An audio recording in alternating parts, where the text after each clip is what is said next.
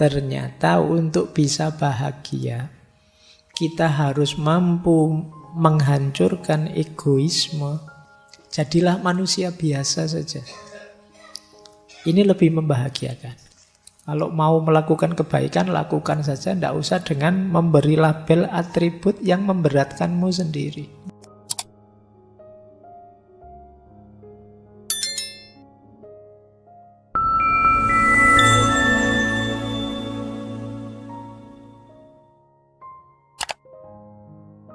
Assalamualaikum warahmatullahi wabarakatuh. Bismillahirrahmanirrahim. Ada lagi sumber kebahagiaan apa? Kepentingan impersonal. Kepentingan impersonal itu hal-hal sederhana, santai untuk ngisi waktu luang, yang membuat kita rileks, tidak tegang.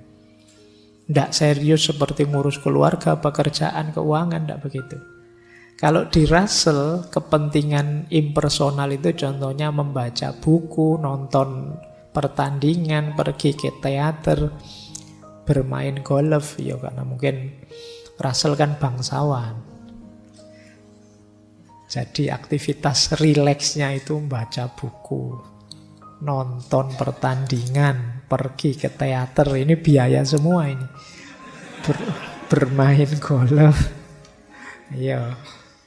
Yo, kalau kita ya mungkin nongkrong di angkringan, pagi-pagi ngopi, santai, nonton orang lewat, itu yang gratis-gratis saja lah. Tapi kan santai. Jadi yang tidak tegang. Ini yang disebut kepentingan impersonal. Nah, ini agak lawannya tadi. Kalau tadi kan disuruh serius bekerja, ya tapi jangan kerja terus lah. Ada santainya. Itu cirinya orang bahagia. Bahkan kata Russell, lebih baik tidak melakukan apa-apa daripada melakukan perbuatan jahat. Jadi separuh dari pekerjaan yang bermanfaat di dunia adalah memerangi pekerjaan yang merugikan. Jadi diam saja itu termasuk masih menguntungkan daripada jahat. Ada quotes yang menarik dari Russell, "The time you enjoy wasting is not wasted time." Kita kan sering ada istilah menyia-nyiakan waktu. Kamu melakukan apa saja sih, tidak penting, itu menyia-nyiakan waktu. Tapi kalau kita bisa menikmatinya, itu bukan wasting time, kata Russell. Yaitu kepentingan impersonal tadi. Kamu kok seharian main game saja. Loh, tapi saya senang bisa menikmati. Itu bukan wasting time. Jadi time you enjoy wasting is not wasted time. Jadi di sini dia menegaskan, kalau bahasa hari ini mungkin harus selalu ada me time. Waktu ketika kita menikmati diri kita sendiri. Me time bukan waktunya beli mie. Jadi waktunya kita menikmati diri sendiri. Kalau anak kos kan memang makanannya Indomie terus jadi sedikit-sedikit me time, sedikit-sedikit me time. Ya, me time itu waktumu menikmati waktu, menikmati keseharianmu. Ya istirahat, ya senang-senang, tapi tetap jangan lupa kerja, jangan lupa keluarga yang baik, jangan lupa bersemangat menarget cita-cita dan lain sebagainya. Ini sumber kebahagiaan. Harus ada ininya. Orang yang tegang terus, kenceng terus, insya Allah tidak bahagia sebenarnya, dia capek hidupnya. Tapi kalau serius, ada santainya, serius, ada santainya, itu hidup yang lebih membahagiakan. Nah, ada lagi sumber kebahagiaan, yaitu apa? Keseimbangan antara upaya dan kepasrahan. Jadi kalau bahasa agama ini seimbang antara ikhtiar dan tawakal. Ini karena Russell bukan muslim, tidak pakai istilah ikhtiar dan tawakal. Ini maksudnya sama. Meskipun ini dasarnya rasional saja. Ini yang disebut jalan tengah. Ini ada kalimat menarik saya potongkan. Jalan tengah antara upaya dan pasrah. Mengambil jalan tengah adalah sebuah ajaran yang tidak menarik. Kenapa tidak menarik? Karena biasanya normalnya manusia itu berupaya mati-matian sampai akhir. Jadi kalau ada pasrahnya itu tidak terlalu menarik. Tapi kata Russell, namun kebenaran memang tidak selalu menarik. Dan ada banyak hal yang dipercaya orang lantaran menarik, meskipun kenyataannya sangat sedikit bukti yang mendukungnya. Kalau dasarnya hanya menarik, mungkin banyak yang kita anggap benar, ternyata tidak benar. Jalan tengah itulah yang dimaksud di sini. Jadi jalan tengah itu mungkin doktrin yang tidak menarik, tapi secara umum doktrin itu benar. Kenapa benar? Karena kita ini tidak menguasai sepenuhnya hidup kita. Kita tidak bisa memastikan kalau saya rajin mesti nilai saya tinggi. Kita tidak bisa memastikan kalau saya kerja keras mesti kaya. Maka jalan tengah ini yang kita ambil. Ya ada upayanya tapi juga ada pasrahnya. Jadi tidak semuanya disatukan, pokoknya usaha terus mesti sukses, enggak juga. Ada banyak orang berusaha ya enggak sukses. Ada yang santai enggak berusaha malah sukses. Dan itulah hidup.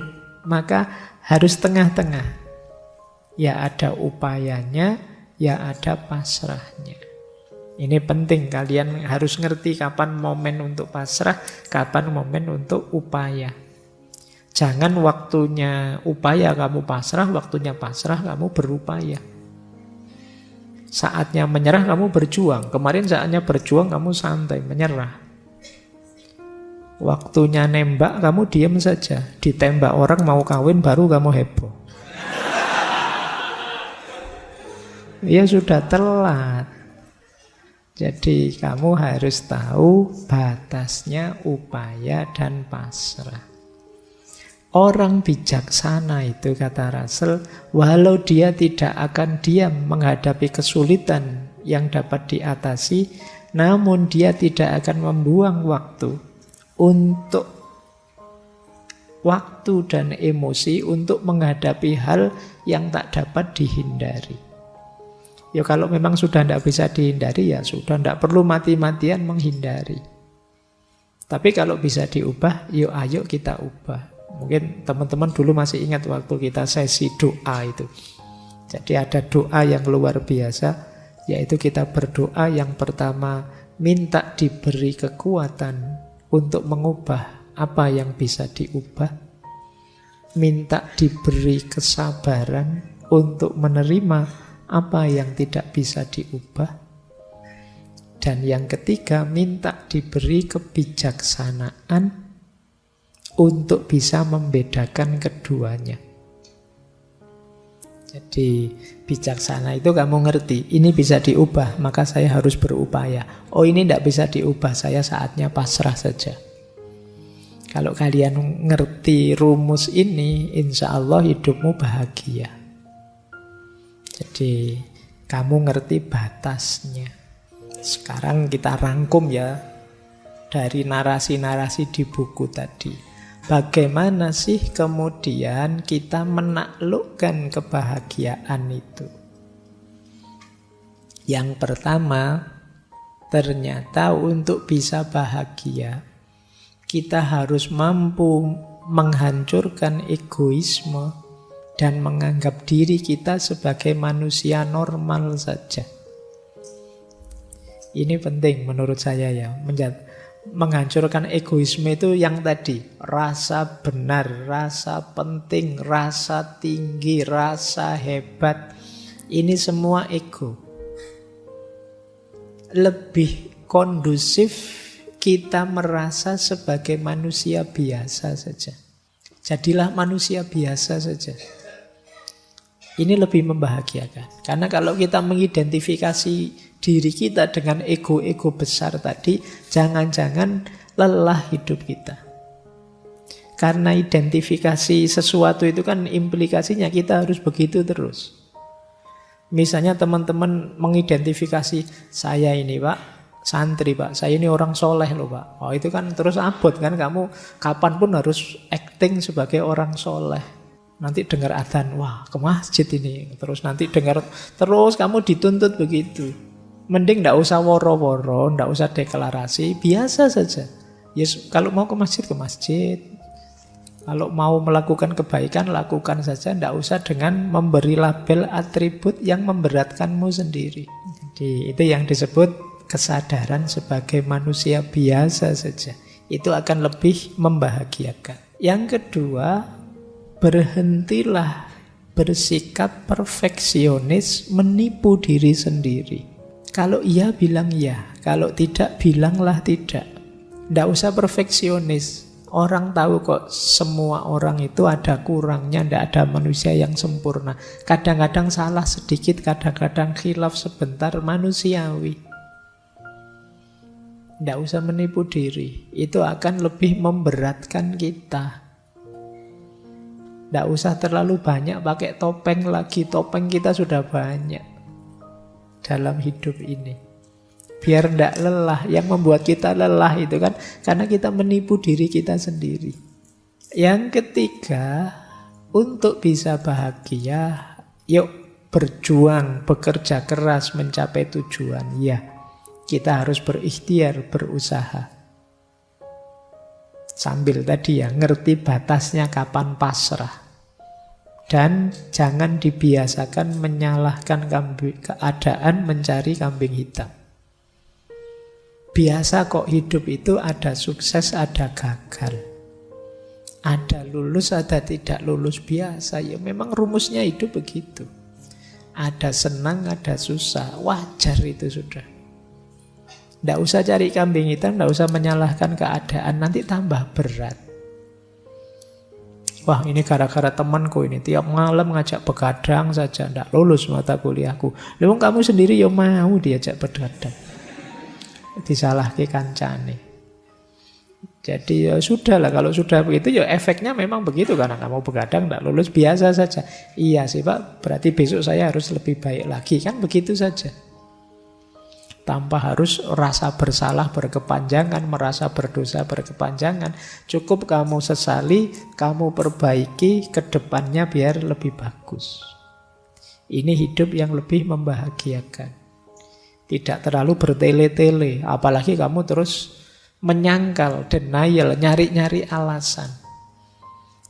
Saya itu sebenarnya rajin loh Pak, saya tidak tahu saya kemasukan apa saya semester ini. Nggak usah pakai alasan macam-macam lah, ya sudahlah, diterima saja. Ya wajar kok orang itu kadang senang, kadang susah, kadang gagal, kadang sukses. Asal kita bisa menata diri sehingga terus progres tambah baik, itu sudah luar biasa.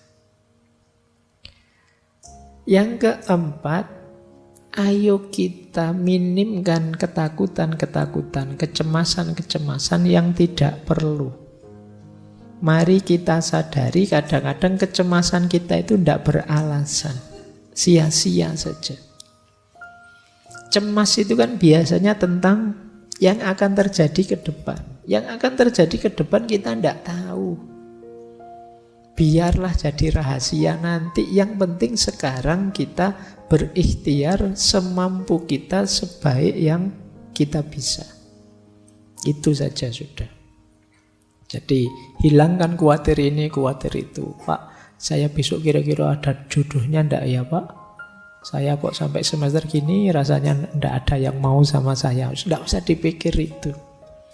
Jodoh di tangan Tuhan sudah. Yo kecuali kamu cuek, ndak ngurusi, ya bisa saja nanti lepas Tuhan, lepas tangan. Jadi, kamu sendiri ditawari bolak-balik, yo kesuwen mikire. Jadi, ayolah, ndak usah khawatir. Kamu boleh sekali-sekali kamu tulis ya, kekhawatiranmu yang mencemaskanmu apa? Tulisan wis, khawatir ini, khawatir itu, khawatir ini, khawatir itu. Sekarang mulai banyak, kemarin saya baca, orang kena gejala penyakit psikosomatis. Jadi kecemasan di pikiran yang mengefek ke sakit fisik beneran. Nah, mungkin lambung lah, mungkin vertigo lah, mungkin apalah, namanya psikosomatis. Jadi kalian jangan terlalu banyak overthinking, jangan terlalu banyak mikir yang aneh-aneh, cemas yang tidak perlu. Nanti jadi penyakit. Jadi ternyata tidak selalu sakit fisik berpengaruh ke jiwa. Sebaliknya sakit jiwa bisa juga berpengaruh ke fisik. Kalian kan kalau sedang stres apa gitu kan rasanya tubuhmu ya lemes, tidak bisa diajak apa-apa, tidak bergairah ngapa-ngapain saja. Itu berarti dari psikis ke fisik. Yang itu jumlahnya tambah banyak. Sekarang psikiater, psikolog itu tambah laris hari ini. Banyak yang stres, banyak yang depresi, tingkat sakit jiwa meningkat, tingkat depresi bahkan tingkat bunuh diri juga tiap tahun meningkat terus. Nah, terus mari kita sadari dalam hidup ini isinya ada yang penting, ada yang tidak terlalu penting. Tidak semuanya harus diutamakan. Kita nikmati saja. Kadang-kadang ada hal sepele, hal tidak penting, ya tidak apa-apa, kita nikmati saja. Itu namanya kita sadari masalah hidup ini ya, tapi juga yang tidak terlalu penting jangan terlalu dipentingkan. Biar tidak terlalu sibuk kita. Biasanya kalau masih muda itu ingin semua masalah dipanggul sendiri. Tidak hanya masalah pribadi, mungkin masalah kampusnya, masalah negaranya, masalah dunia. Kok ingin diselesaikan sendiri. Iya, kamu boleh komen kecil-kecil, boleh usul sedikit-sedikit, tapi tidak semuanya harus kamu perjuangkan sendiri. Kamu harus punya prioritas-prioritas, biar hidupmu lebih bahagia. Jadi, kenapa Mas kok belakangan gelisah? Saya mikir peradaban manusia hari ini itu loh Pak. Ya, kalau sudah ngobrol itu diajak ke angkringan, saya ngangkring yuk Mas, tak traktir wis. Daripada kabotan mikir dunia ya. Mikir kuliah saja pontang-panting kamu. Ya nikmati hidupmu. Kamu boleh usul, boleh punya gagasan ini itu. Tapi tidak harus semua masalah kamu panggul sendiri. Nah, yang terakhir, cara menaklukkan kebahagiaan adalah jangan biarkan dalam situasi apapun pikiranmu macet. Rasionalitasmu tidak jalan. Harus terus hidup akalmu. Jadi ini kuncinya manusia dan kemanusiaan itu kan akalnya yang hidup. Jangan dibiarkan kalian menjalani hidup autopilot. Nah, autopilot itu, loh tiba-tiba sudah seminggu ya. Kok cepet ya, sudah 1 bulan ya. Itu kemungkinan hidupmu autopilot. Jalan seperti biasanya. Yuk mulai agak diseriusi. Putusan demi putusan, langkah demi langkah. Biar tambah baik kualitas diri kita, dan biar kita tambah bahagia. Nah, ini kesimpulan-kesimpulan dari cara menaklukkan kebahagiaan dari bukunya Russell tadi. Normalnya yang dijelaskan tadi. Terakhir saya ingin masuk ke beberapa quotes dari buku itu yang menunjukkan ada sisi yang berbeda dalam gagasan tentang kebahagiaan ini, yang saya sebut anomali-anomali. Yang pertama, ini menunjukkan orang iri dengki tadi. Ternyata menurut Russell, jika di dunia saat ini ada banyak orang yang lebih menginginkan kebahagiaan diri mereka sendiri daripada menginginkan ketidakbahagiaan orang lain, kita mungkin akan mendapatkan surga dalam beberapa tahun ke depan. Dari sini bisa kita simpulkan ternyata sebagian besar orang lebih banyak menghabiskan energinya untuk membuat orang lain tidak bahagia dibandingkan untuk membuat dirinya bahagia. Ini menurut pengamatannya Russell. Jadi banyak orang yang perspektifnya negatif terus tentang orang lain, sehingga dia terus iri, terus dengki. Dia tidak rela kalau yang lain dapat kenikmatan. Sementara dirinya tidak. Karena dia ingin lebih tinggi terus, lebih tinggi terus. Orang yang mindsetnya kompetitif tadi, yang dipenuhi rasa iri tadi, yang ada di pikirannya kan gimana caranya rivalku, sainganku, musuhku tidak bahagia. Dia tidak mikir gimana caranya saya bahagia, yang dia pikirkan gimana caranya orang lain tidak bahagia. Oh, itu mindset seperti ini banyak kita temukan di medsos mungkin, termasuk apalagi menjelang tahun 2024. Itu banyak yang cara berpikirnya begini, gimana caranya rivalku tidak bahagia. Entah dengan cara apa, kadang-kadang bikin berita-berita bohong, hoax-hoax dan lain sebagainya. Ini jenis anomali.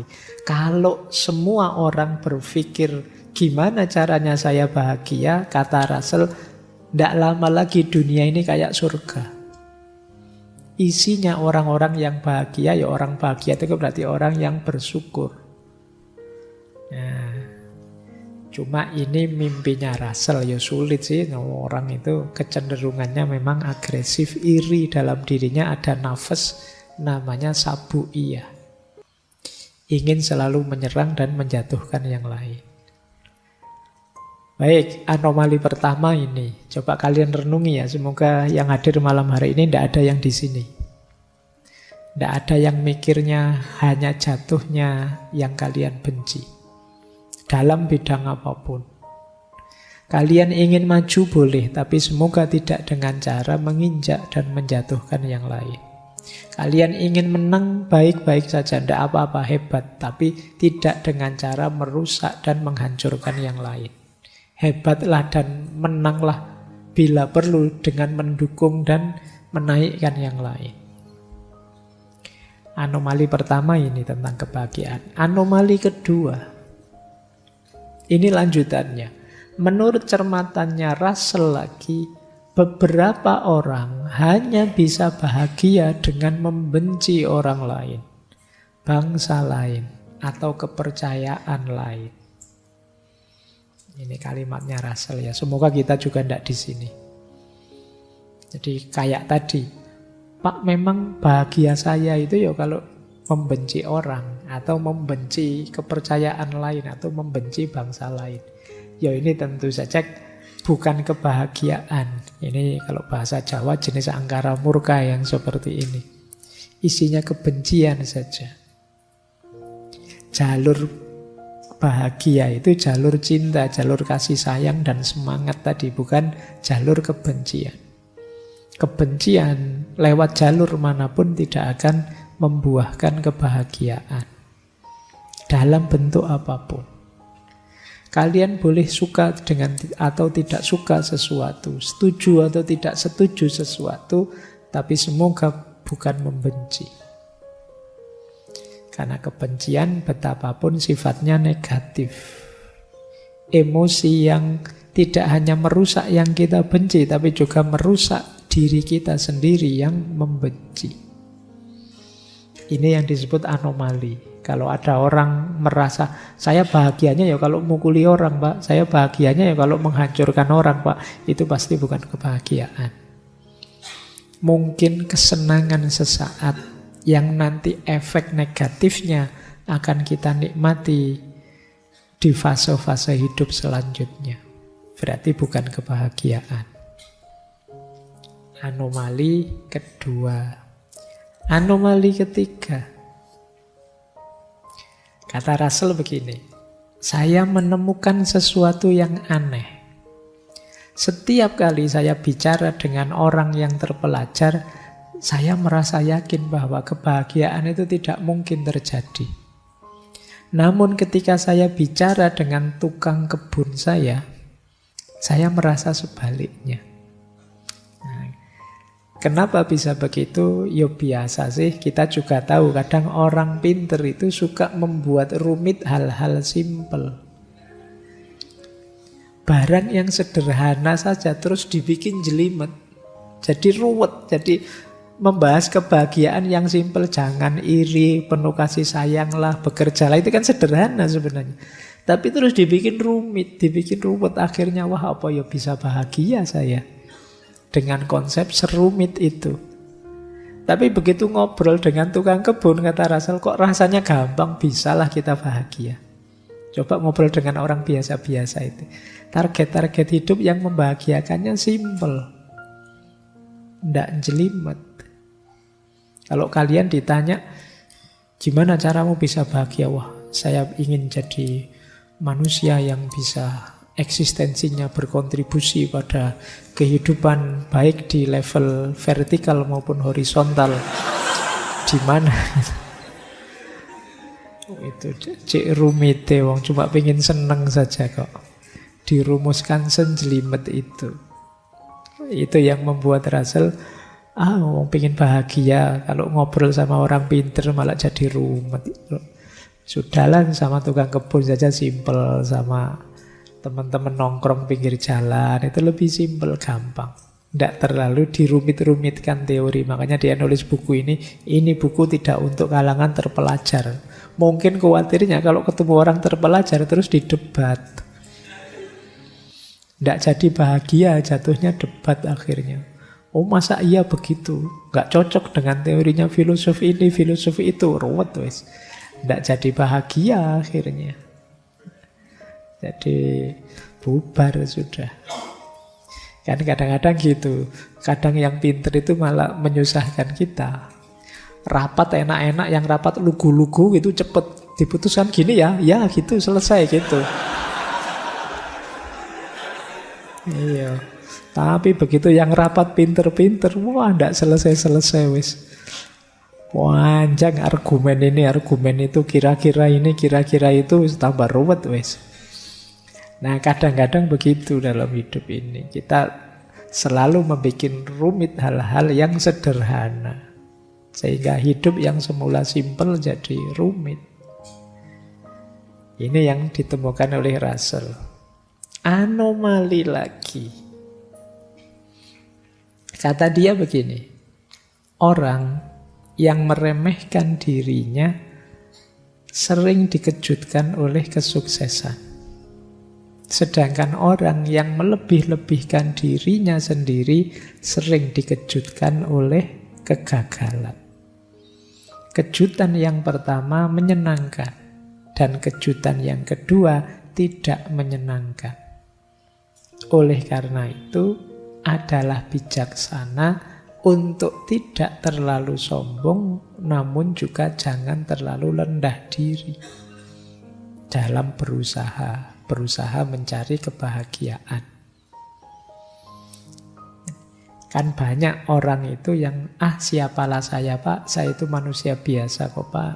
Yo ada kemampuan dikit-dikit tapi yo ndak sehebat orang-orang itu. Ini kadang-kadang orang yang seperti ini ketika sukses itu kan kaget dia. Alhamdulillah ternyata Allah Maha Penyayang ini, saya dapat sukses yang luar biasa. Kagetnya kaget seneng. Tapi kalau kita terbiasa sombong, saya hebat pak, saya lebih dari semua teman saya yang lain, saya lebih. Itu kan begitu gagal, dia kejutannya kejutan pahit. Jadi oleh karena itu apa kata Russell, ya sudahlah, tidak usah terlalu merendahkan diri atau menyombongkan diri, biar tidak gampang terkejut. Biasa saja, nikmati saja apapun yang kita alami. Jangan melebih-lebihkan, juga jangan mengurang-urangkan. Yo paling tidak yang paling negatif ya melebih-lebihkan, karena kekagetannya kekagetan yang negatif. Kekagetan ketika menemukan kegagalan. Ini anomali dari Russell ketika melihat ternyata banyak orang yang sikapnya keliru untuk merancang kebahagiaan. Ada yang terlalu meremehkan dirinya sendiri, ada yang terlalu membesar-besarkan dirinya sendiri. Dua-duanya tidak positif karena potensial terkejut. Meskipun terkejut yang pertama enak, terkejut karena sukses. Terkejut yang kedua pahit, karena terkejut karena gagal.